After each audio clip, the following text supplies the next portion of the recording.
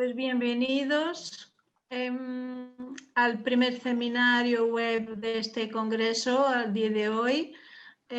Os gustaría decir que este seminario web es accesible porque dispone de intérprete de lengua de signos española, de subtítulos en español, de interpretación inglés-castellano, que los participantes que pueden hacer comentarios en el chat y hacer llegar sus preguntas a través del apartado preguntas y respuestas. Os presento nuestros panelistas: Javier García Díaz, director general de UNE; Jesús Hernández Galán, director de accesibilidad e innovación de la Fundación ONCE y vicepresidente de ENAT; Marina Diotalevi, directora de ética, cultura y responsabilidad social de la OMT. Empezamos entonces por Javier García Díaz, que es el director general de la Asociación Española de Normalización, la UNE, desde diciembre de 2017. Actualmente es vicepresidente del Comité Europeo de Normalización Electrotécnica, CENELEC, y miembro del Consejo de Administración de la Organización Internacional de Normalización, la ISO. Javier García es licenciado en Ciencias Químicas por la Universidad Complutense de Madrid y cuenta con posgrados en Administración de Empresas y Dirección de Marketing, así como un máster en Gestión de la Innovación. Realizó estudios diplomáticos en el Ministerio de Asuntos Exteriores. Javier nos hablará del marco general de la normalización. Javier, por favor. Hola, ¿qué tal? Hola, Ana, muy buenos días. Muchas gracias a la organización, como no puede ser de otra manera, por invitarnos a compartir con vosotros este momento del día de hoy. La verdad es que ahora cuando me estabas presentando me vais a permitir la licencia, ves que no puedo evitarla, porque me has recordado que efectivamente soy licenciado en Ciencias Químicas y ayer fue San Alberto Magno, el 15 de noviembre, que es el patrón de los químicos. Entonces, confío no ser el único químico en la sesión de hoy y bueno, pues nada, recordarlo y felicitar a todos los químicos que puedan estar aquí acompañándonos. He preparado una pequeña presentación para compartir con vosotros, que voy a ver si soy capaz de hacerlo, a ver si la tecnología me acompaña, que la tecnología es maravillosa cuando funciona, pero si no funciona, pues no lo es tanto. No sé, ya la estoy compartiendo, no sé si se verá. Perfecto. Pues bueno, vamos para allá. Me gustaría iniciar la presentación un poco en la que, bueno, de alguna manera entiendo que entre mi presentación, la de Jesús Hernández Galán a continuación y la de Marina Diotalevi por último, pues vamos a dar un poco esa idea de qué es esta futura, ya próxima norma ISO internacional sobre el turismo accesible. Y para ello, pues bueno, de alguna manera en mi presentación voy a contar un poco qué es lo que hay detrás, digamos, ¿no? Entre bambalinas de todo esto. Cuando se habla de una norma ISO, de una norma internacional, bueno, pero ¿y esto qué es? ¿Esto verdaderamente a qué responde? ¿Cómo se hace? ¿Y por qué se ha hecho esto y no se han hecho otras cosas? Pues un poco en esa línea va a ir mi presentación. Y empiezo precisamente por esa pregunta: ¿por qué se hacen normas? ¿Y por qué se ha hecho esta en este caso? En lugar de referirme a esta en particular, que luego se irá tratando, como digo, más directamente pues, por Jesús y por Marina, quería compartir con vosotros pues, un poco esa motivación en un caso muy particular y muy reciente, que además todos estamos de actualidad, que es precisamente el tema de las mascarillas, ¿no? Las mascarillas, en un momento dado, en el mes de marzo-abril, surgió esa doble necesidad, ¿no? Por un lado, hacia la sociedad, la necesidad de disponer de una medida de protección para nuestra salud, y a la vez para la industria, como una guía clara, un protocolo de fabricación de estos productos. Y el resultado de esa necesidad pues, se plasmó en una especificación UNE que aporta esos elementos de calidad, de seguridad, de confianza, tanto a la sociedad como a los fabricantes, porque recoge el conocimiento compartido por todos los principales profesionales, en este caso, pues en equipos de protección individual, productos sanitarios, tejidos, laboratorios, y ese conjunto que se materializa en una especificación UNE, en una norma, pues es un ejemplo muy, muy claro de por qué se hizo esa norma, para responder a esa necesidad en concreto. ¿Qué se va buscando? Pues en cada caso, cuando se hace una norma, responde a una necesidad diferente. Ahora pues hablaba del caso de las mascarillas. En función de cada ámbito de actividad, pues las necesidades son diferentes. En algunos casos se va buscando la calidad y la seguridad, aunque no está ahí mencionado, de productos y servicios. En última instancia, se va buscando esa confianza, ya sea entre proveedores y clientes o ya sea hacia la sociedad en general, reduciendo los riesgos de las inversiones correspondientes, ahorrando tiempo y recursos, optimizando procesos de trabajo. Es súper importante en los momentos económicos en los que nos encontramos, pues la capacidad para facilitar la exportación y el intercambio de productos y servicios, y un concepto que es la interoperabilidad fundamental en los ámbitos de digitalización en los que cada vez nos estamos moviendo todos como personas y como sociedad, ¿no? Garantizar que los diferentes dispositivos son compatibles entre sí indistintamente del proveedor. Bueno, pues ese es uno de los grandísimos valores que aporta la estandarización, la independencia de los proveedores, y a través de una garantía de interoperabilidad, de que se van a poder conectar las diferentes soluciones, etcétera, etcétera. Y aquí se mencionan algunas más, de las que evidentemente la última tiene mucho que ver con lo que estamos tratando hoy: el apoyo al despliegue de políticas públicas. Y en el ámbito de la accesibilidad no es excepción, y imagino que posteriormente pues Jesús hará alguna referencia también a esa relación entre la normalización y el despliegue de políticas públicas en el ámbito de la accesibilidad. ¿Por qué tiene éxito este mecanismo de la normalización, de la estandarización? Porque no es lo mismo una norma UNE o una norma ISO, como la que estamos tratando hoy, o un documento que hacen pues entre 3 o 4 profesionales reconocidos en el entorno de un foro, de un consorcio, de una asociación. Bueno, pues porque se elaboran en base a principios como la apertura, la participación de todas las partes. Cualquiera puede sentarse a la mesa de la normalización y defender sus intereses y aportar su conocimiento. Son procesos transparentes, como digo, son abiertos, no son normas propietarias de ninguna tecnología, y de alguna manera eso revierte en procesos que aportan confianza igualmente a efectos de la legislación en materia de competencia. Estamos hablando de normas, y la palabra en español a veces nos puede dar lugar a confusión, porque hablamos en este caso de documentos de naturaleza voluntaria, y la norma a veces también se utiliza como sinónimo de legislación.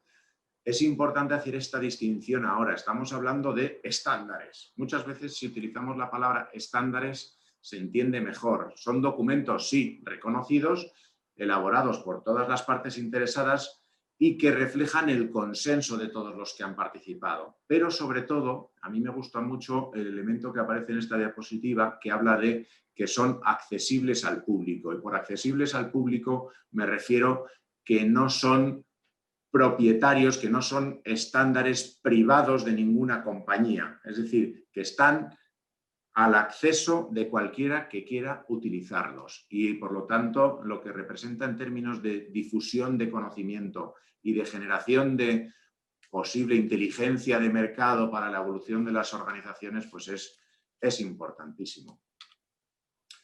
Una vez que ya pues os he comentado un poco el por qué, el para qué se hacen estas normas y cómo se hacen, permitidme que también os cuente un poco pues dónde las hacemos, ¿no? ¿Dónde las hacéis? En la Asociación Española de Normalización, en UNE. Aquí en la diapositiva pues os comparto algunos datos de los cuales quiero destacar fundamentalmente el relativo a las actividades que realizamos. Hoy os voy a hablar fundamentalmente de la normalización, pero la actividad que también desarrolla UNE es la cooperación internacional dirigida precisamente a difundir hacia países en vías de desarrollo el conocimiento existente en las normas y además cada vez más con un enfoque puesto en cómo las normas ayudan a orientar las estrategias y las actividades de las organizaciones hacia el cumplimiento de los objetivos de desarrollo sostenible de la Agenda 2030. De tal manera que este tándem normalización-cooperación internacional contribuye a la generación de conocimiento, pero igualmente a su difusión posterior y a la, en definitiva, mejora de la sociedad. Os estoy hablando constantemente de la ISO, dando por hecho que es conocida y posteriormente contaré un poco más al respecto, pero en España pues, somos el único organismo nacional de normalización designado por el Gobierno como miembro de las organizaciones europeas e internacionales correspondientes. Os hablaba antes de cómo se hacen las normas, etc. Las normas no las hacemos los empleados de la asociación. Las normas, y eso posteriormente lo veremos clarísimamente con Jesús y con Marina, las normas las hacéis vosotros, las hacéis los profesionales en los diferentes ámbitos en los que tenéis esa serie de necesidades y que encontráis en la normalización una vía para responder a esas necesidades. Estamos hablando ahora mismo del entorno de 12.000 profesionales de todo tipo de organizaciones españolas, desde empresas hasta administración pública, pasando por centros tecnológicos, universidades o en el caso en el que nos trae hoy, pues bueno, pues la relación privilegiada que tenemos con la Fundación ONCE y en este caso la colaboración también en el ámbito internacional con la Organización Mundial del Turismo. De alguna manera es el conocimiento de estos profesionales que son los referentes en sus ámbitos de competencia lo que se plasma en las normas y acaba siendo ese contenido de la normalización. Os hablaba de ISO. ISO es la Organización Internacional de Estandarización. A mí muchas veces me gusta hablar de ISO como de la ONU en el plano técnico. Al final estamos formando la ISO 165 organismos nacionales de normalización, o sea, 165 países estamos poniendo a disposición de nuestros mejores profesionales una red de generación de conocimiento, de intercambio de experiencias y en última instancia de publicación de normas privilegiada. En cuanto a los órdenes de magnitud también, pues es destacable saber que se están publicando 110 aproximadamente normas ISO cada mes y que alrededor del mundo, y más en los tiempos que corren con la tecnología tal y como ha entrado en nuestras vidas de manera radical durante esta crisis, se realizan más de 28 reuniones al día para generar ese conocimiento en normas ISO. Yo personalmente tengo el gusto de formar parte del Consejo de Administración de la ISO, en el que estamos 15 países de esos 165 y la verdad es que es un auténtico privilegio formar parte de esta organización.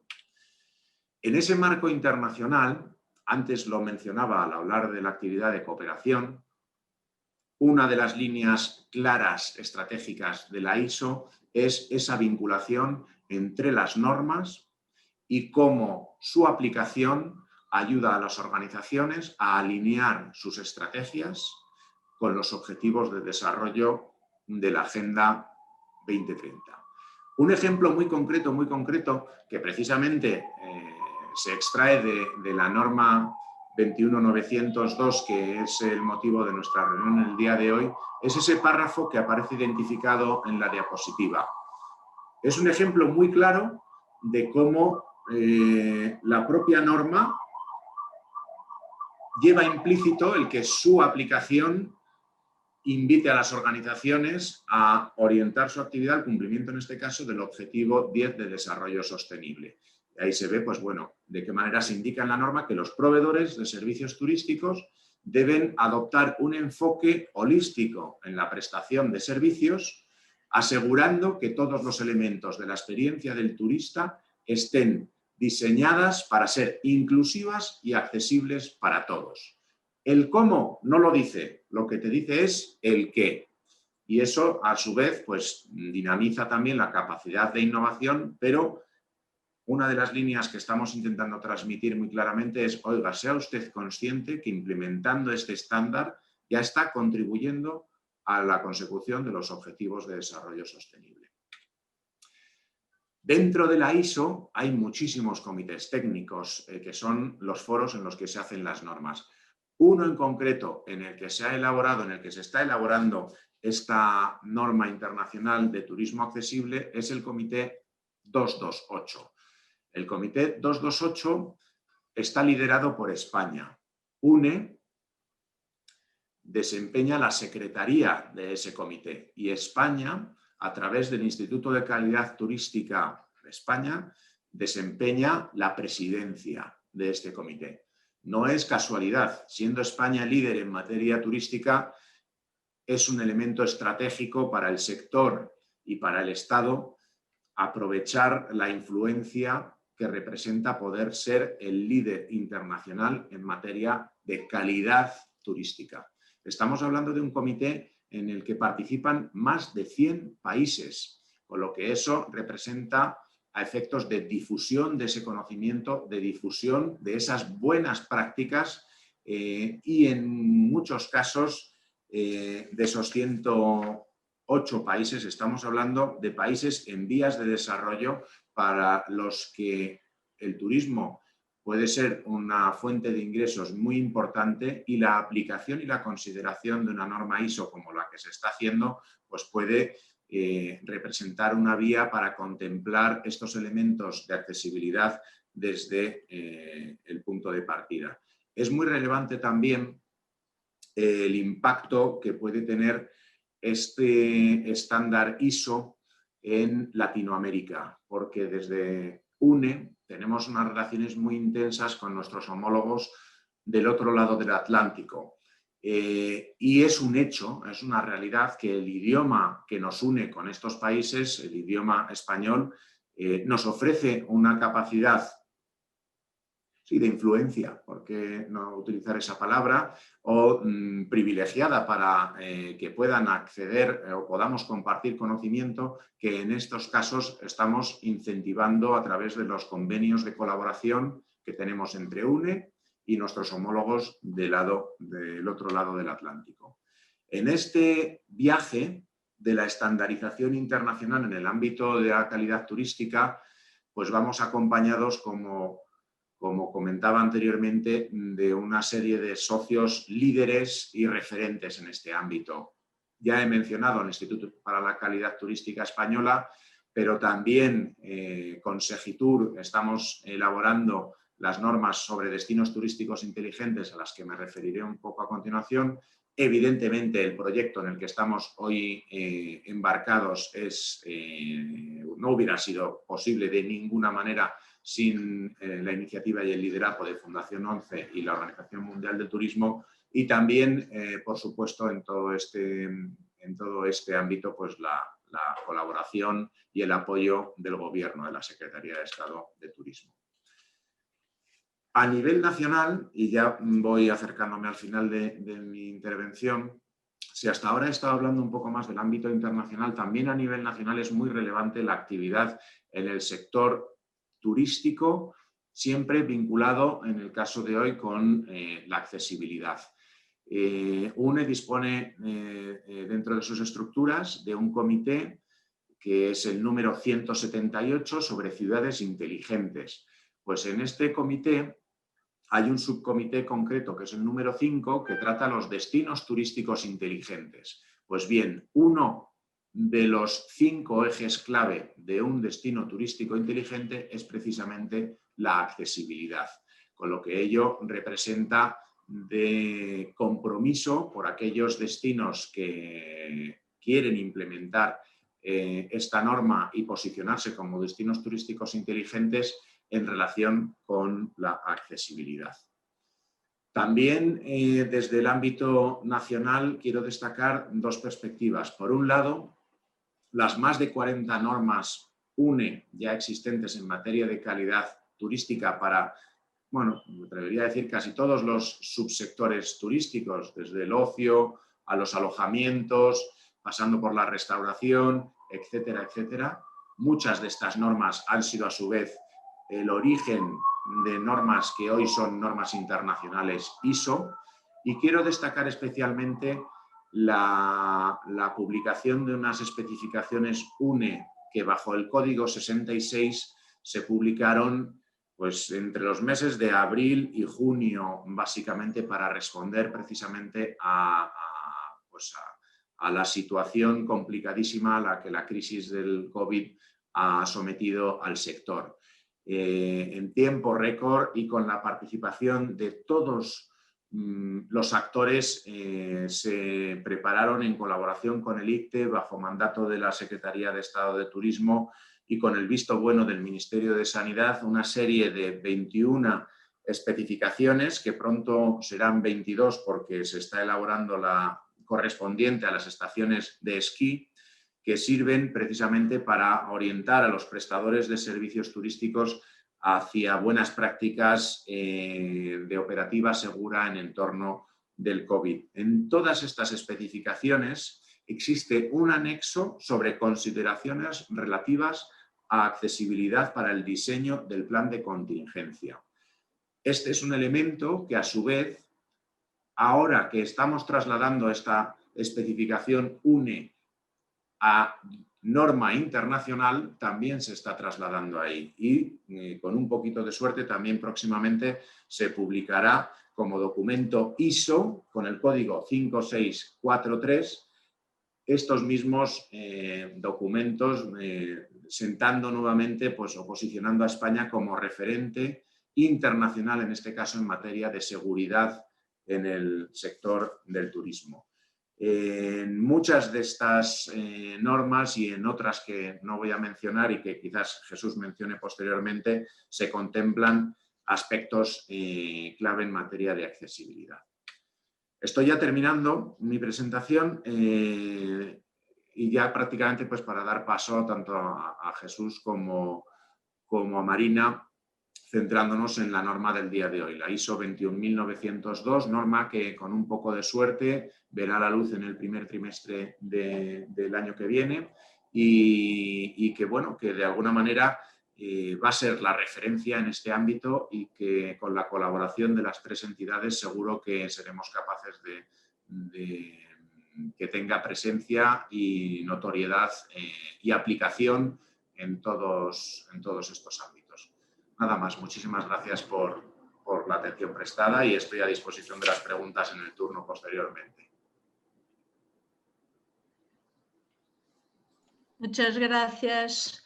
Muchísimo interesante, Javier, tu presentación. Muchas gracias. Pasamos a lo panelista siguiente, Jesús Hernández Galán, que es el director de Accesibilidad e Innovación de la Fundación ONCE y vicepresidente de ENAT.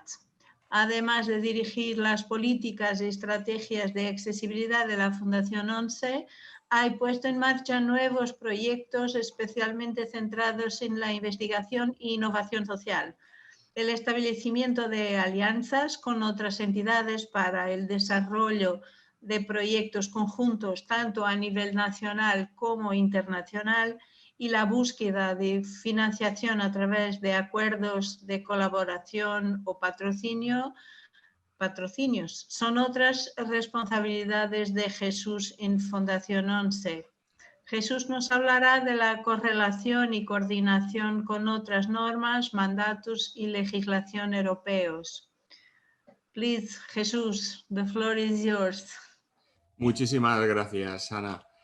En primer lugar, me gustaría dar la enhorabuena a Predif por este formato de congreso, un formato adaptado a la nueva realidad en la que estamos viviendo ante esta situación pandémica que nos obliga a muchos de nosotros a estar confinados en casa, pero que no por ello nos debe hacer estar parados, con lo cual dar las gracias a Predif por seguir manteniendo esta actividad y por realizar este congreso de tan altísima calidad. También me gustaría dar la enhorabuena a Tatiana por su nuevo cargo, seguro que en el CEAPAT lo va a hacer genial, una profesional de altísimo nivel, una profesional que lleva trabajando en temas de accesibilidad muchísimos años, que ha conseguido que dentro de su actividad en Predif posicionarle como una entidad, una organización referente en materia de turismo accesible. Ya ha hablado Javier de la importancia de las normas. ¿Por qué trabajar en unas normas? Nosotros desde Fundación ONCE llevamos trabajando prácticamente desde el siglo pasado en la edición de normas relativas a la accesibilidad. Probablemente una de las primeras en las que más activos estuvimos fue en las normas de accesibilidad global emanadas dentro del Comité Técnico de Normalización 170, que tenemos la suerte de presidir desde nuestra fundación con el apoyo, como no puede ser, o dentro del seno de UNE. Y fruto del trabajo de este Comité Técnico de Normalización han surgido diferentes normas en nuestro país. Como comentaba Javier, no son de obligado cumplimiento, no son legislación, pero sí son una guía muy importante para establecer los parámetros, los requisitos, las características que deben de tener los entornos, los productos o los servicios para que cumplan con los requerimientos de la norma en cuestión. Que además son normas realizadas con el consenso de todos. Esa es la importancia de una norma. En una norma acaban trabajando, participando tanto expertos como sociedad civil, entidades y asociaciones empresariales, asociaciones de personas con discapacidad, y esto es lo que hacemos desde el Comité Técnico de Normalización 170, aglutinar a todos aquellos que saben de accesibilidad, que les interesa la accesibilidad para construir un mundo mejor. De hecho, llevamos firmando convenio de colaboración con UNE desde hace muchísimo tiempo, como comentaba antes, y hace poco, el año pasado, firmamos un convenio de colaboración entre UNE y AENOR para poner a disposición de los profesionales a través de la plataforma Accesibilitas todas aquellas normas relacionadas con la accesibilidad. Es un número superior a 80 normas en las que en este portal al que hacía referencia, Accesibilitas, y os animo a que si todavía no habéis tenido la oportunidad de acceder al portal y ver la información que hay, os animo a que interactuéis con él, a que veáis la información que disponemos, porque pretendemos que sea el portal más importante de habla hispana en materia de accesibilidad, y esto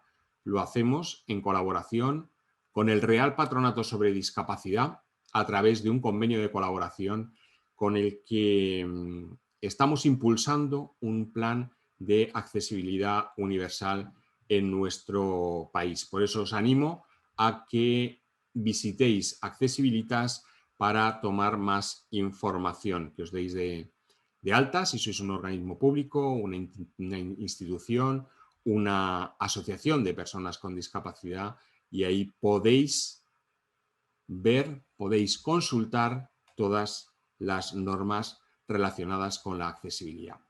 Bueno, hablaba del Comité Técnico de Normalización 170 y probablemente una de las normas más importantes elaboradas por este comité fue la norma, la UNE 170.001.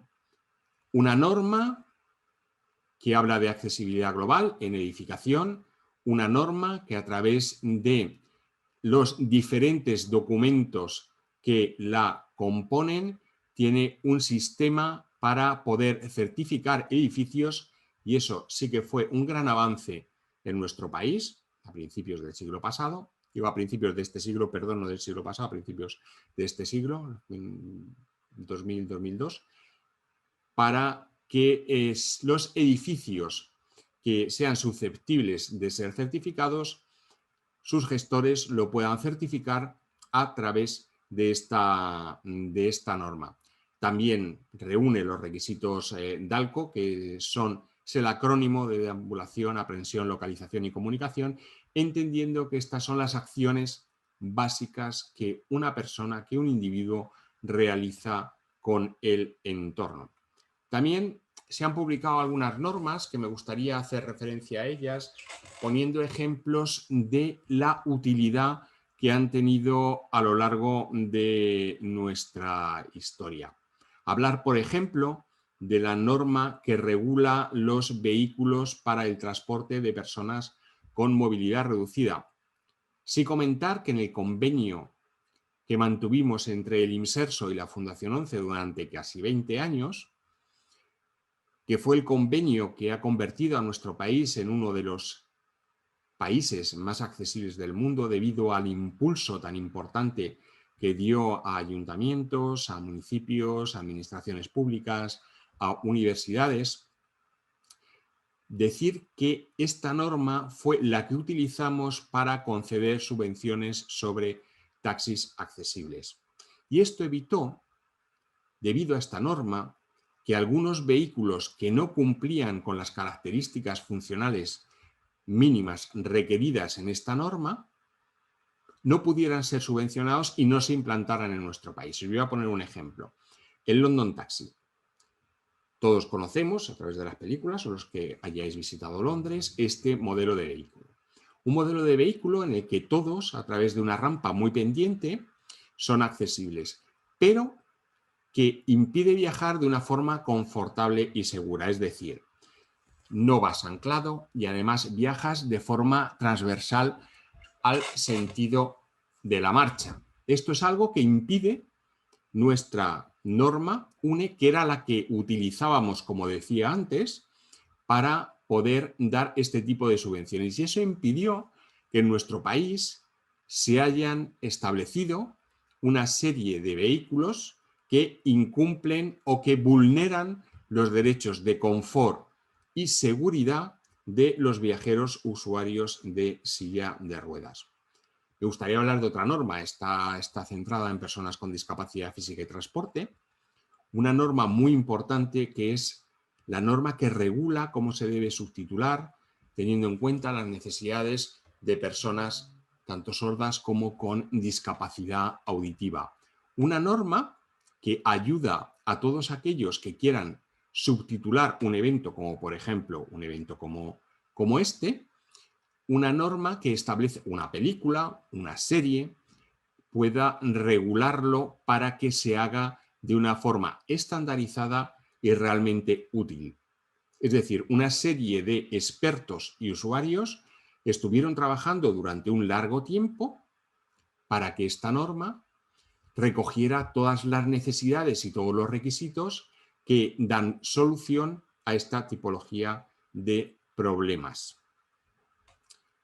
Otra de las normas de las que me gustaría hablar es, por ejemplo, la norma de lectura fácil, una norma que se aprueba en el año 2018 y es una norma que va a ayudar a personas con discapacidad intelectual, a personas que no conocen nuestro idioma, a personas con analfabetismo funcional, personas que tienen algún problema de comprensión lectora, a entender, a captar la información de una forma más fácil, pero sobre todo va a ayudar a aquellos profesionales que quieren desarrollar, elaborar documentos en lectura fácil a poder hacerlo de una forma estandarizada, es decir, de una forma común, de una forma armonizada, para que todos aquellos textos tengan unas características comunes. Esto por dar algunas pinceladas sobre la normalización en nuestro país, porque tanto Javier como yo nos podíamos haber extendido muchísimo sobre los diferentes estándares que hemos desarrollado en nuestro país. Hablaba antes de en torno a más de 80. Me gustaría hablar de los mandatos de la Comisión Europea. La Comisión Europea decidió lanzar 3 proyectos de norma para estandarizar en 3 ámbitos distintos a nivel europeo. Uno de ellos es el mandato 376, que no es el primero de ellos, pero es del primero que hablo, porque es el que primero envió la luz una norma publicada. Este mandato, el número nos da igual, porque la verdad es que me parece que en UNE tienen una memoria prodigiosa para acordarse de todos los números de las normas, me parece realmente impresionante, pero este mandato lo más importante es que acabó en el año 2014 con la aprobación de una norma de accesibilidad para las compras públicas en el sector TIC. Es decir, que toda administración pública, ya sea ayuntamiento, comunidad autónoma, ministerio, sea cual sea, cuando tenga que comprar, elaborar, desarrollar, por ejemplo, una página web, comprar material informático, desarrollar una app, lo debe hacer en base a esta norma. Eso, siendo una norma de carácter no voluntario, no habría tenido la influencia tan importante que tuvo como la inclusión como norma de referencia a la Directiva de Compras Públicas en el sector TIC, es decir, la directiva que obliga al sector público a tener sus webs y sus apps completamente accesibles. La paradoja es que se transpone esta directiva al cuerpo normativo de nuestro país en el año 2018. Recordad que la norma se aprobó en el 2014, en el 2016 se aprueba la directiva, en el 2018 se transpone a nuestra legislación. Pues ya, por fin, por ejemplo, una aplicación tan importante como es Radar COVID tiene unos parámetros y unos niveles de accesibilidad bastante aceptables, pero en sus orígenes, cuando se empezó a desarrollar esta app, no contemplaba los suficientes niveles de accesibilidad requeridos tanto por nuestra legislación, recorridos por la directiva o recogidos en la norma 301-549, como hacía referencia antes. Otro de los mandatos, y podría hablar del 473, pero me voy a centrar porque vio su norma antes, pero me voy a centrar en el 420 porque ya acaba de tener la aprobación por parte de los organismos de estandarización europeos para avanzar en una norma, publicar la norma, es decir, ya está aprobada, pero todavía no publicada, que regula el entorno construido en las compras públicas, es decir, cualquier ayuntamiento, administración pública, comunidad autónoma, ministerio que quiera construir una calle, construir un edificio, un puerto, un aeropuerto, cualquier elemento de estas características debe de seguir esta norma, el mandato que regula o que puso en marcha la Comisión Europea para poder desarrollar esta norma, es el mandato 420, y la norma que ha visto la luz, como decía, hace escasas semanas, es la 17210. Una norma que me parece impresionante, una norma muy española, y no por eso es impresionante. Lo impresionante realmente es el contenido de la misma. Una norma que ha sido francamente difícil sacarla adelante. Hubo un periodo, una fase 1 de análisis que empezó en el año 2008 y estuvimos trabajando en hasta el 2011. Decía que es una norma española porque ha sido presidida por la Fundación 11, ha sido liderada en su secretaría técnica por parte de UNE. Decía que su fase 1 fue desde el 2008 al 2011, periodo en el que estuvimos analizando qué era lo que debía de tener una norma, las posibilidades de sacarla adelante, características, si debía de tener parámetros técnicos, si debía de quedar solo en características o requerimientos funcionales. Y en el 2016 se aprueba ese segundo mandato. La presidencia, yo seguí siendo el presidente de esa norma y la Secretaría Técnica le ostentó en el trabajo de Fernando Machicado, a quien quiero darle la enhorabuena por el esfuerzo para sacar adelante una norma de estas características. Esta norma, el periodo de maduración hasta llegar a su aprobación ha sido del 2016 hasta el 2020 y gracias a ella ya tenemos un documento muy completo, muy extenso, que recoge todos los elementos que puede tener un entorno construido, sea cual sea su característica, y además muy relacionado, muy vinculado a otras normas como la ISO de accesibilidad, para que sea una norma de todos los países. Solo ha habido un voto en contra, ha sido Alemania. El resto de los países o hemos votado a favor o nos hemos abstenido. Una norma que va a tener dos documentos técnicos, uno con criterios técnicos y otro con la evaluación de la conformidad. En principio no es una norma para certificar, pero se podrá desarrollar en un futuro un esquema de certificación. Pero como decía, el TR2, que es el documento técnico que regula la evaluación de la conformidad, ayuda a los técnicos a analizar si lo que están haciendo realmente está conforme con este mandato, con esta norma. El tercer mandato de la Comisión Europea fue el 473, un mandato centrado en diseño para todos. El problema del diseño para todos enfocado a bienes y servicios, que es el objeto de esta norma, es que es tan diverso, tan amplio, que es francamente complicado poner en marcha una norma de estas características, ¿no? Ya se aprobó la norma y bueno, pues está a disposición del público. Bien, estas tres normas, trabajando conjuntamente, pueden ayudar a la ciudadanía en general, pero sobre todo al equipo, a los equipos técnicos, a los cuerpos técnicos, a los profesionales, a mejorar la accesibilidad.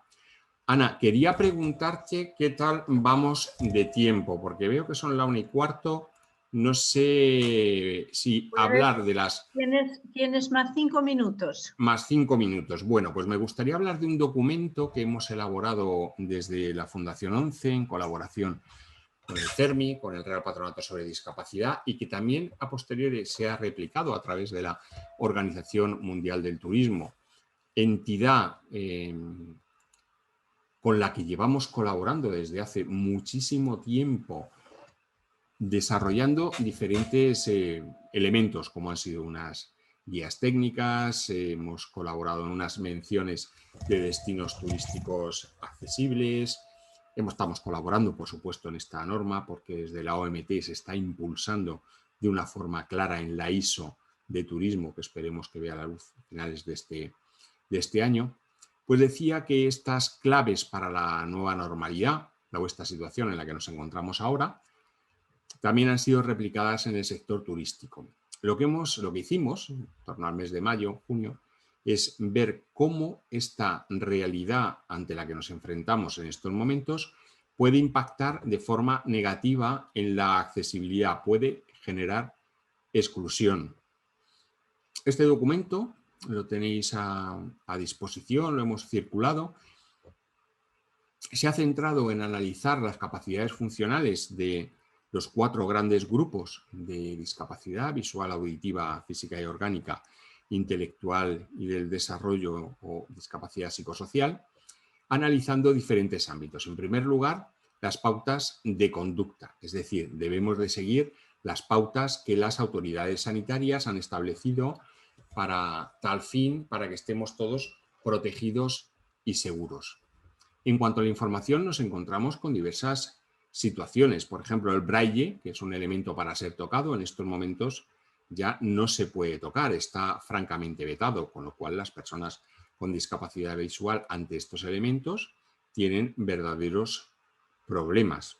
Sin embargo, las personas con discapacidad auditiva deben de tener información de tipo visual escrita o a través de pictogramas, forma impresa o en apps o en webs, que les dé una información suficiente como para poder entender de lo que se les informa. En cuanto a personas con discapacidad física y orgánica, es necesario que el contenido sea claro y adaptable a las necesidades de actuación de personas, incluyendo aquellas con limitaciones de movilidad y sobre todo la posición o la ubicación de los diferentes elementos de información. Y por supuesto, para personas con discapacidad intelectual, esta información debe de estar en formato lectura fácil. En cuanto a los equipos de protección individual, las mascarillas, que está generando verdaderos problemas para personas con discapacidad auditiva.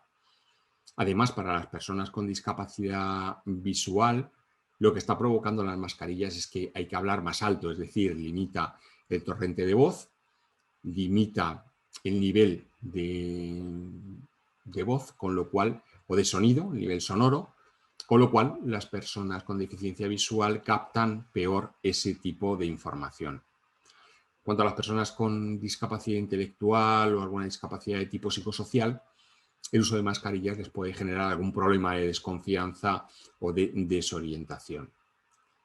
En cuanto a los dispensadores de gel hidroalcohólico, hay que ubicarlos de forma que una persona con discapacidad visual los pueda encontrar fácilmente y a una altura suficiente como para que una persona con discapacidad física pueda acercarse a ellos. Estoy hablando de usuarios de silla de ruedas, estoy hablando de personas de baja talla, etcétera, ¿no? O para que una persona con discapacidad intelectual pueda comprender cómo se deben de utilizar.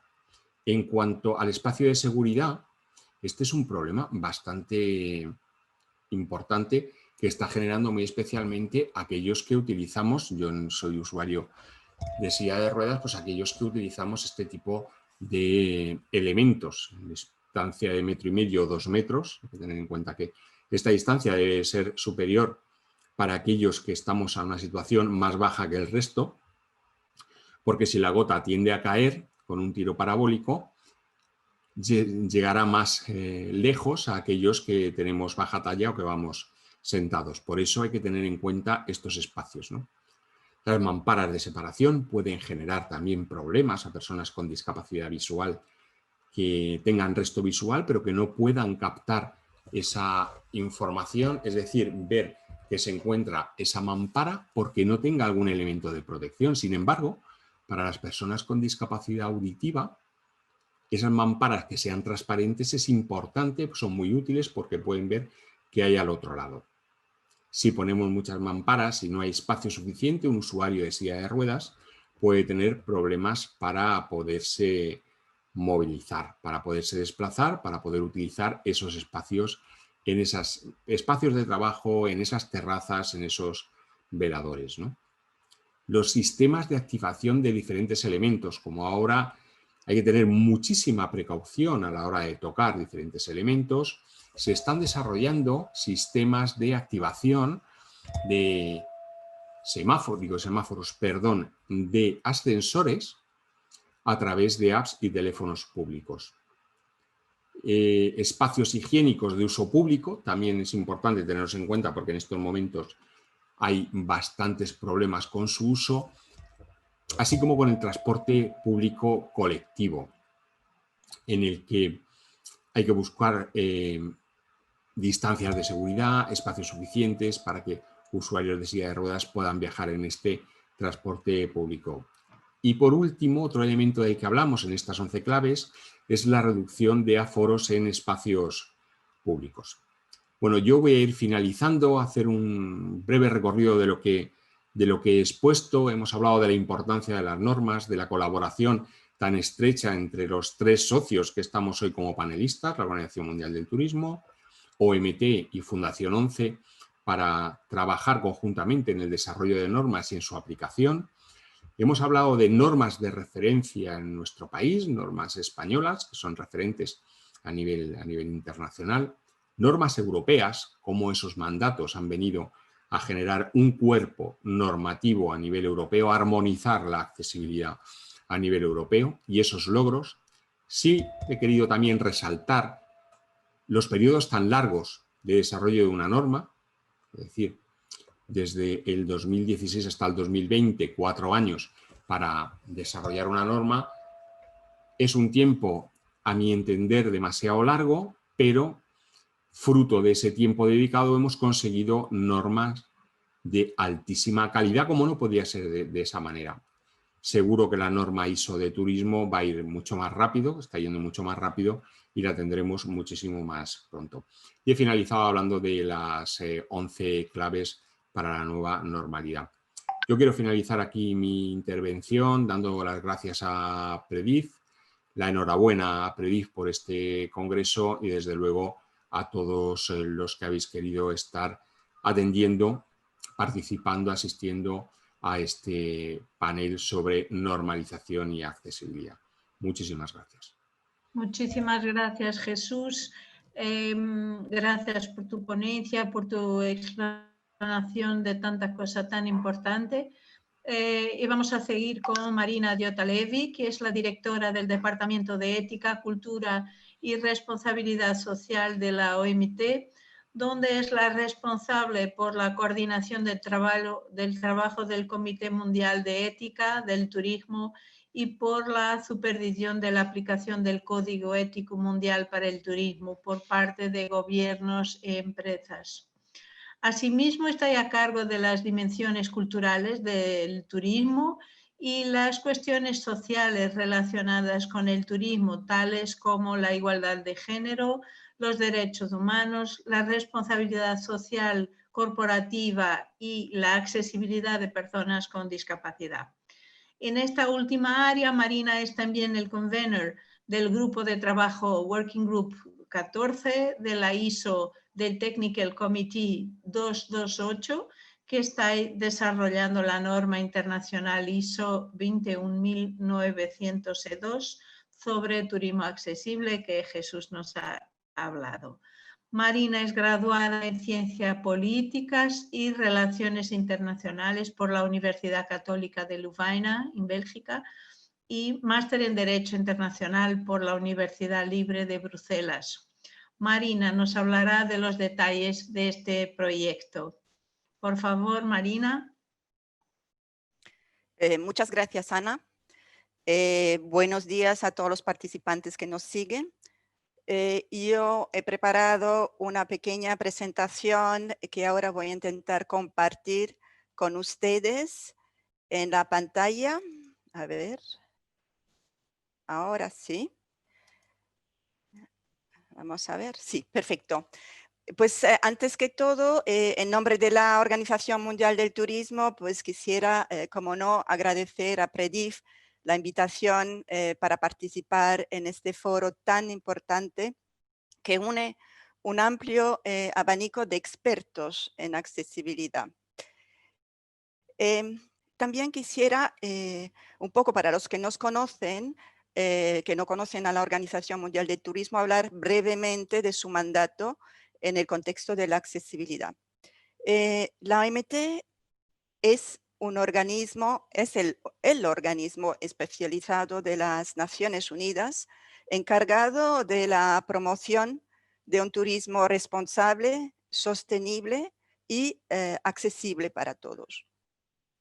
Desde la OMT abogamos por un crecimiento económico y un desarrollo incluyente del turismo. Y de ahí por la accesibilidad en el turismo como un derecho. pero también como una gran oportunidad de negocio para el sector turístico. El mandato de la OMT es de hacer de la accesibilidad un elemento transversal en todas las políticas y estrategias turísticas, y también de sensibilizar al sector sobre los beneficios de la accesibilidad para todo el conjunto de la sociedad. Nosotros trabajamos con nuestros 159 Estados miembros a nivel de gobierno y instamos a sus administraciones nacionales de turismo a que adopten instrumentos vinculantes como estándares o legislación en materia de la accesibilidad. Pero también subrayamos igualmente el papel de las recomendaciones de aplicación voluntaria para poder visibilizar la accesibilidad en el sector. ¿Y por qué la OMT aboga por esta norma, por una norma internacional? Pues nuestro sector se enfrenta a una ausencia de indicadores y estándares globales sobre el turismo accesible. Este problema se acusa en especial en el ámbito de los servicios. Diferentes países desarrollados, incluso regiones dentro de los mismos, aplican criterios distintos. Por otra parte, tenemos también una amplia gama de destinos emergentes entre nuestros Estados miembros que necesitan herramientas para impulsar unos criterios muy básicos en la accesibilidad. Este modus operandi causa muchas veces confusión entre los turistas a la hora de buscar una información veraz, precisa y actualizada para emprender un viaje a otro país, un viaje internacional. Algunas veces hemos visto que algunos viajeros se lanzan a la aventura encontrando algunas veces publicidad engañosa sobre servicios ofrecidos, medidas muchas veces que no se ajustan a sus necesidades y de ahí, por supuesto, experiencias pues no muy agradables. Pues el sector ha de hacer hincapié en el desarrollo de una oferta turística accesible sobre una base normativa común, unos estándares de aplicación global inspirarían decisiones informadas y aportarían más clientes a las empresas turísticas y a los destinos turísticos. Voy a hablar ahora de la futura norma ISO 21902, que en su título inglés, original inglés, se llama Accessible Tourism for All Requirements and Recommendations. Obviamente, turismo accesible para todos, requerimientos y recomendaciones. El origen de esta norma está en el año 2016. Fue un año en el que tanto la Organización Mundial del Turismo, junto con la Fundación ONCE y la Agencia Española UNE de Normalización, lanzamos una propuesta conjunta al ISO, a la Organización Internacional de Normalización, para elaborar una norma internacional sobre turismo accesible.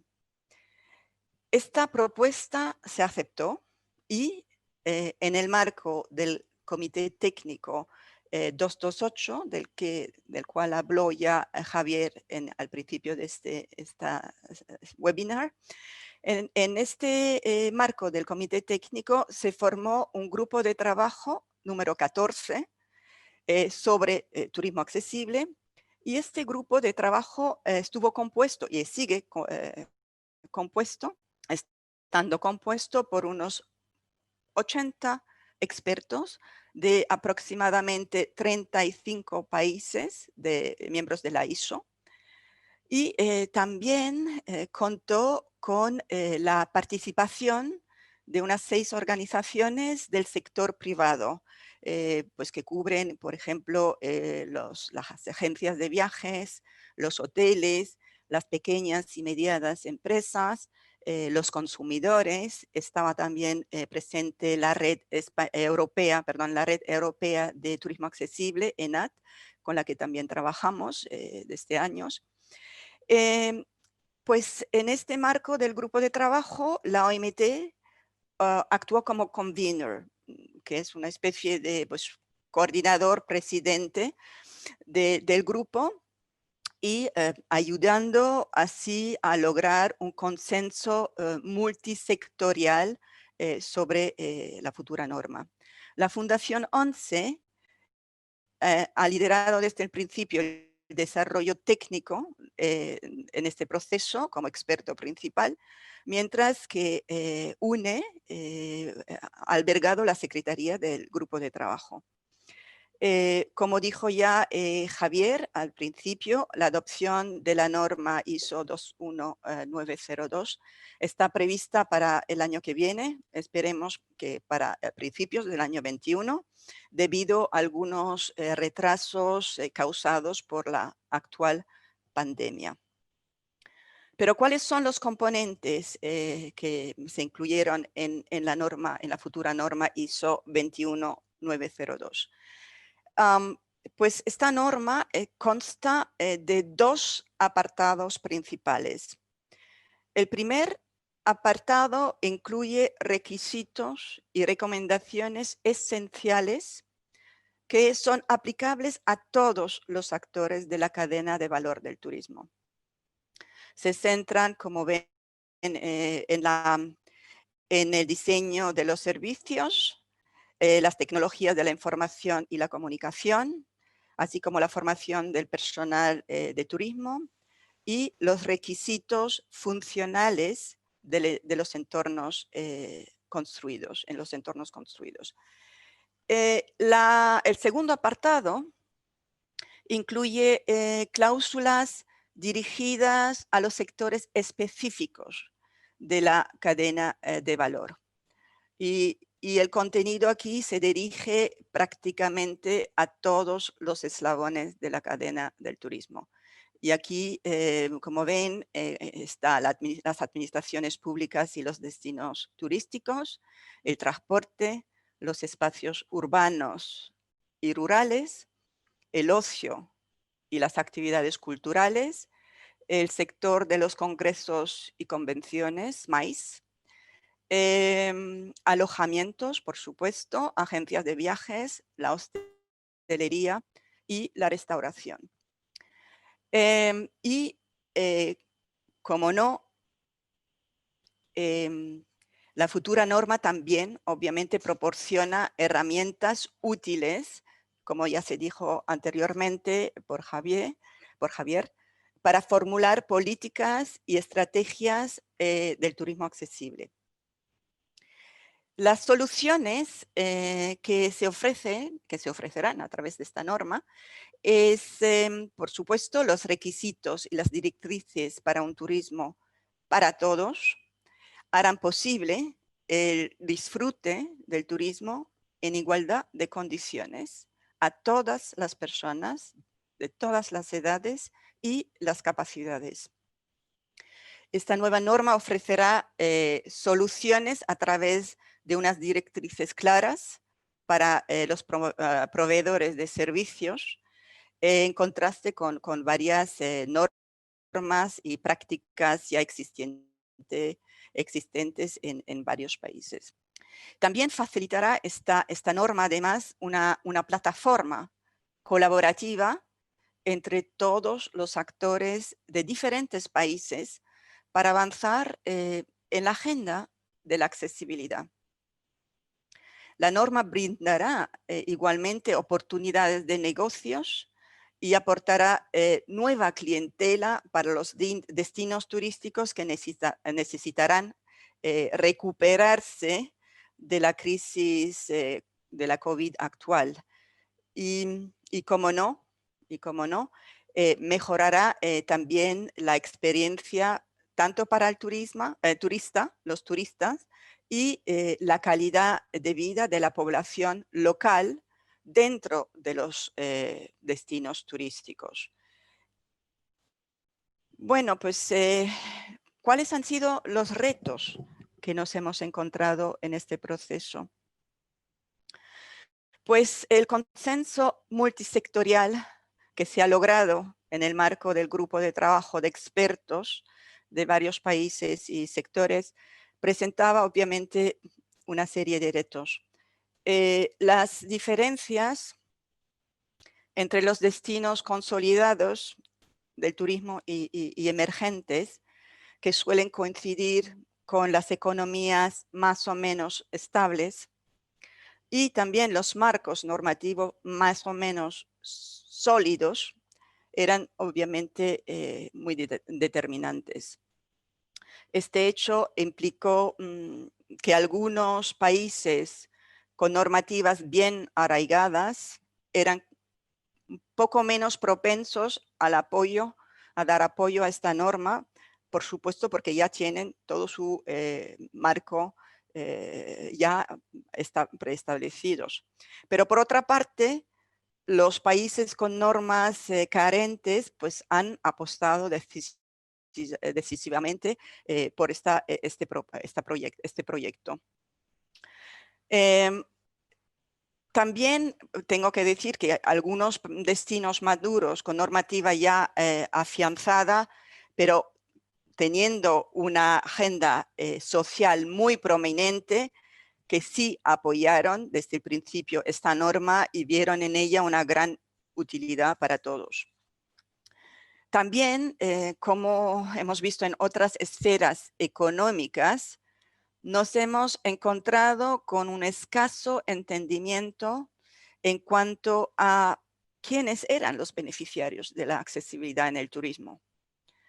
Era preciso hacer hincapié en que la norma no haría la vida más fácil únicamente a las personas en silla de ruedas o personas con discapacidades, sino a millones de otros usuarios y a sus familias.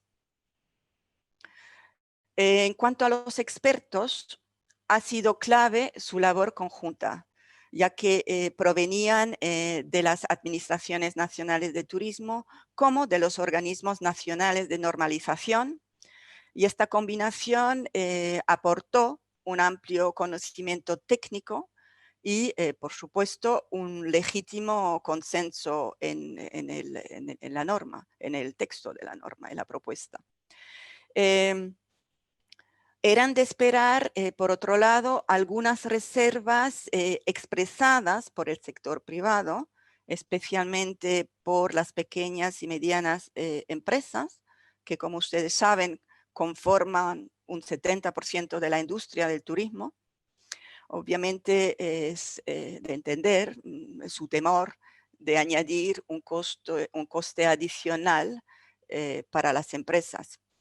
Pero aunque muchas ya cumplen con diferentes normativas y directivas en algunos países, en una serie de destinos, las empresas hemos visto que todavía necesitan empezar con una aplicación de unas normas más bien básicas. Y esto es en grandes riesgos el camino que hemos recorrido todos los integrantes del Grupo 14 para la elaboración de esta futura norma 21902 durante los últimos 3-4 años. Y ahora, si me lo permiten, y quería completar un poco lo que acaba de decir Jesús sobre, bueno, pues con el brote de la pandemia, pues hemos, conjuntamente con la Fundación 11, en este caso también con la Red Europea de Turismo Accesible, preparado unas sencillas recomendaciones para, bueno, recomendaciones con el fin de adaptar el sector operativo del turismo sin añadir obstáculos innecesarios para las personas con necesidades específicas de acceso en este panorama de la COVID. También queríamos con este producto lanzar unos mensajes dirigidos a los destinos para que no se olviden de que las personas con discapacidad, los mayores, las familias con niños, desean y desearán viajar cuanto antes en cuanto se recupere el turismo, pero van a necesitar más accesibilidad y mucha más seguridad. Y juntos, por eso, junto con nuestros socios, hacemos este llamamiento a las administraciones y a las empresas turísticas para que, por un lado, trabajen con el diseño, con el concepto de trabajar en los diseños de los protocolos COVID conjuntamente con las organizaciones gestoras de los destinos y con los colectivos de personas con discapacidad, que también demuestren una flexibilidad a la hora de planificar los protocolos para el viajero prototipo, porque este viajero ya no existe. Y también que garanticen la accesibilidad en condiciones de seguridad en entornos naturales y culturales, incluido obviamente en parques nacionales, museos y monumentos. Por otro lado, también que se mantenga el equipamiento operativo accesible y los empleados formados también en piscinas y playas para atender a los usuarios con diferentes capacidades en el medio acuático. Y por fin, sobre todo, que adapten la planificación de sus rutas, de los grupos y la seguridad de las visitas guiadas, ya que algunas reglas requieren ajustes y adaptación para usuarios con necesidades específicas. Y para concluir, la OMT recomienda a sus Estados miembros y a los miembros afiliados del sector privado las siguientes medidas, unas medidas de carácter general para hacer frente a los retos acuciantes de la accesibilidad en la recuperación del turismo. Primero, incentivar el concepto de turismo para todos a nivel de políticas y de negocios. También hacer inclusivas todas las tecnologías de información y comunicación, las ciudades, el medio rural, a través de la innovación, que es muy importante. Obviamente mejorar la atención al cliente, la formación profesional de los trabajadores del turismo y la inserción laboral de personas con discapacidad en las empresas turísticas. También recomendamos analizar las reseñas y las críticas y dialogar con los usuarios para mejorar la calidad de los servicios turísticos. Obviamente, aplicar las normas y, sobre todo, difundir buenas prácticas sobre los nuevos protocolos en el turismo que hayan tomado en cuenta la accesibilidad. Y aquí quería, para terminar, lanzar una información justamente que hoy vamos a lanzar próximamente durante la tarde una consulta y un cuestionario para compilar justamente estas buenas prácticas sobre los nuevos protocolos en el turismo del futuro, en cuanto se reabra el futuro, reabra el turismo para todos. Y vamos a lanzar esta encuesta y esta consulta que se va a llamar Impulsores del Turismo para Todos, a todos nuestros socios, miembros del sector privado, del sector público, para que nos hagan llegar todos sus buenos ejemplos y buenas prácticas en este contexto. Y con esto he terminado. Solo quería mencionar que en la página web de la Organización Mundial del Turismo tenemos todos nuestros materiales y publicaciones y recomendaciones que se pueden descargar gratuitamente. Y con esto termino y muchas gracias por su atención. Muchas gracias, Marina. Una excelente ponencia con mucha información y mucho ánimo para recomenzar, empezarmos de nuevo a motivar y a animar el sector de turismo. En este momento deberíamos pasar al debate y preguntas. Entonces, gustaría de tener acceso a las preguntas de los participantes. Edurne, ¿puedes ayudarme?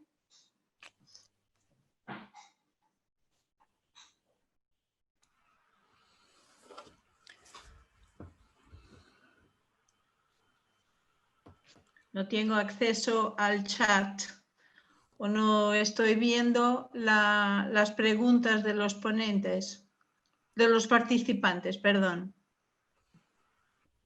Bueno, puedo aprovechar la oportunidad de tener tan importantes panelistas todos juntos para hacer una cuestión a todos. La producción de una guía pedagógica o explicativa que ayude a que las empresas y las entidades públicas se animen a hacer el proceso de certificación de acuerdo con esta norma. ¿Qué tal? ¿Es posible? ¿Está pensado? ¿Qué me dicen? Si quieres, Ana, te contesto yo. La verdad es que es súper útil un documento que explique la norma. Aunque las normas son suficientemente didácticas, en algunos casos faltan ejemplos de aplicación, ¿no? En algunos casos faltan fotografías, faltan dibujos, faltan elementos que ayuden a la interpretación. Es decir, que sea suficientemente didáctica y fácil de comprender para que una norma, que a veces resulta un poco árida,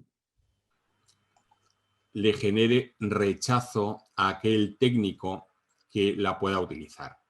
A veces ocurre que una norma es tan completa que aplica a tantos ámbitos que una persona, un profesional, un empresario, necesita algo muy específico para su negocio. Por ejemplo, un dueño, un gerente de una casa rural, ¿no?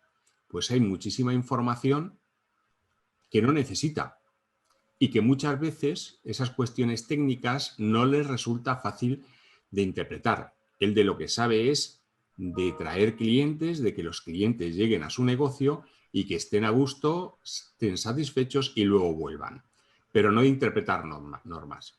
Por eso es importante la redacción de este tipo de documentos. Sí, te comento, Ana, que estamos trabajando con ISO para ver el formato que más se adapta a este tipo de norma y poder empezar a trabajar con ese documento técnico.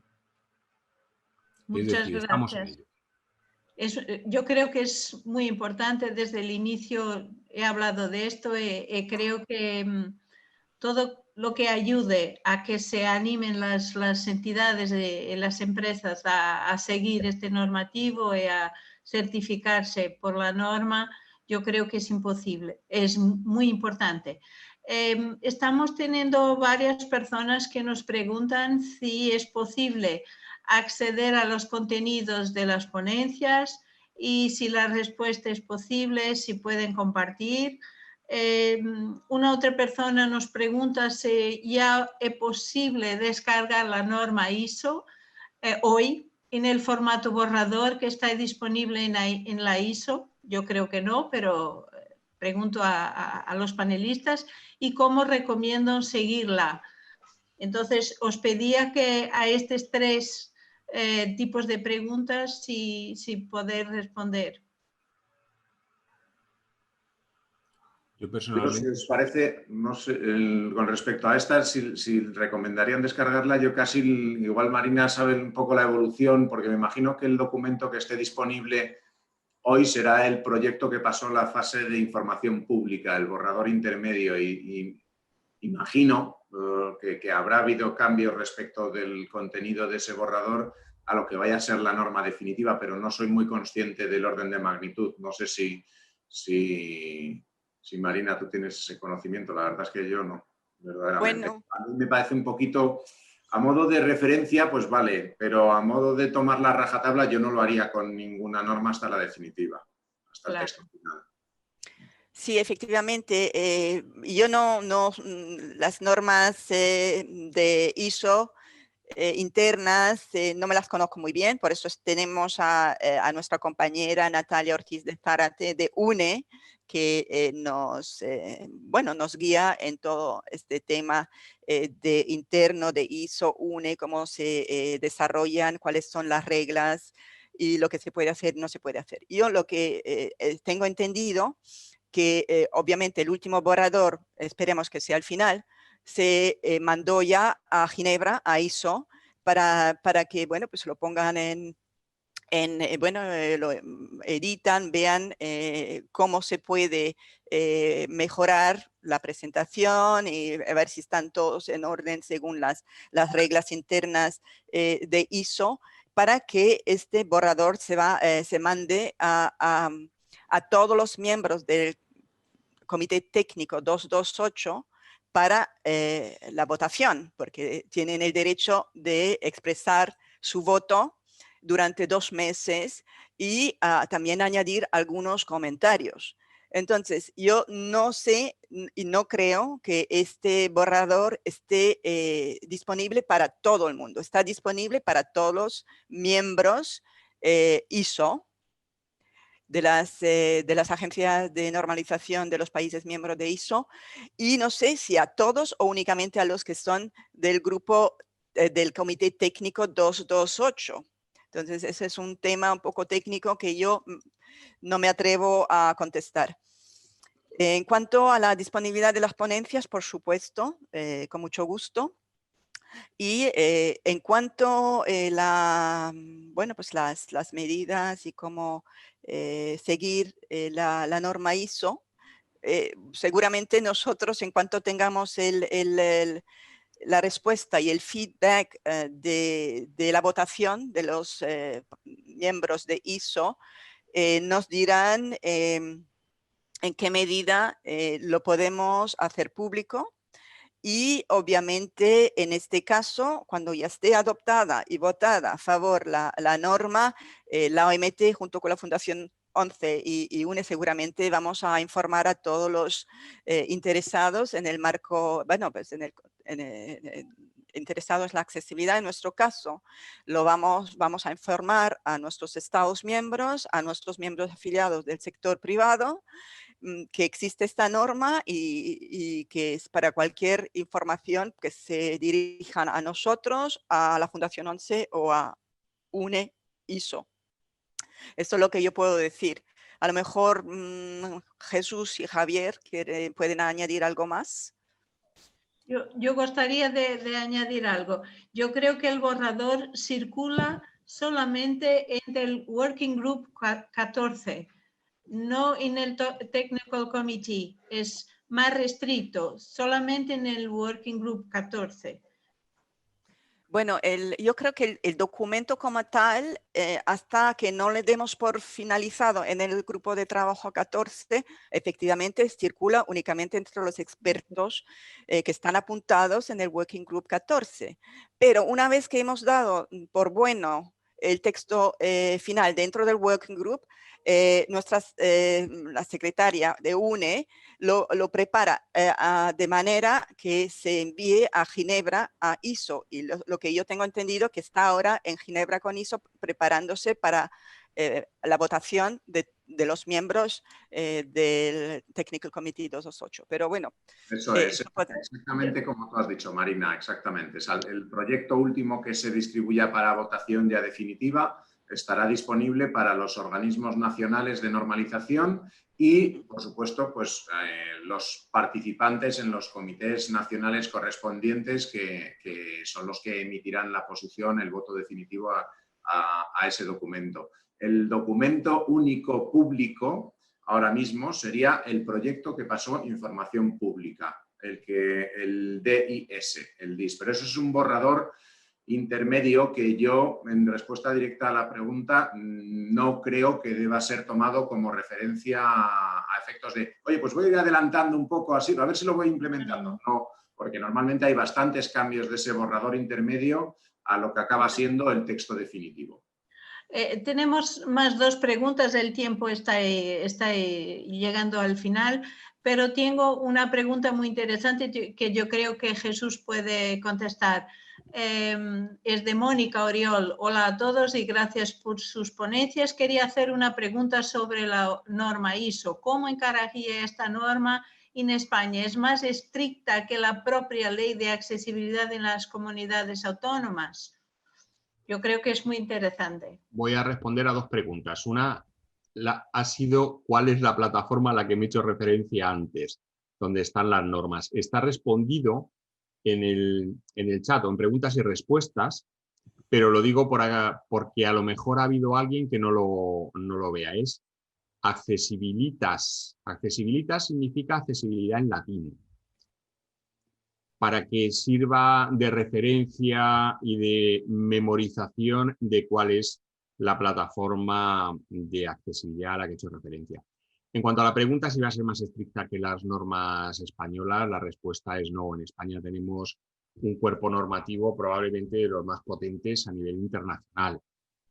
Estados Unidos nos adelanta con esa normativa, hay otros países que tienen muy buena normativa, pero sí es cierto que ese fue uno de los grandes retos de este proyecto de norma. Y ahí Marina y su equipo nos hizo ver la luz sobre quiénes eran los destinatarios de esta norma. Tenemos que tener en cuenta que es una norma que tiene que poder ser aplicable o aplicada en España, en el Reino Unido, en Australia, en Ghana, en Portugal. En Portugal, por supuesto. Portugal tiene un nivel importante de accesibilidad, sin duda alguna, pero probablemente países en desarrollo, pues, en Asia, en África o en Latinoamérica, todavía les quede un proceso de avance tanto normativo como de implementación de la propia norma. Y ahí sí que desde la Organización Mundial del Turismo fueron muy claros e insistentes desde el principio. Es decir, no hagamos una norma que anime por su nivel de exigencia a no ser implementada. Y aseguro que ha sido un esfuerzo francamente arduo para los que tenemos una visión de requerimientos muy altos en materia de accesibilidad. Pero yo creo que es una norma que está siendo muy consensuada, están participando muchísimos países del mundo, con lo cual va a ser una norma muy aplaudida por parte de todos, ¿no? Pero a la pregunta de Mónica, no nos va a poner a un nivel superior en materia de accesibilidad porque en España ya tenemos un nivel muy alto en esta materia. Y que junta los mercados emisores de los receptores en sus necesidades. Yo creo que es muy interesante esto, porque el turismo hace como una herramienta de inclusión, porque las necesidades de unos mercados pueden ser distintas de los otros, pero para que el turismo siga y aumente, tenemos que conciliar las necesidades de los emisores y de los receptivos también. Bueno, no tenemos más tiempo. Hay una pregunta de Francisco Rodríguez que hace un poco de confusión en las normas UNE e ISO, pero pregunta cómo recomiendan un paso previo a la certificación ISO para ir preparándose o las empresas entran de una a la ISO.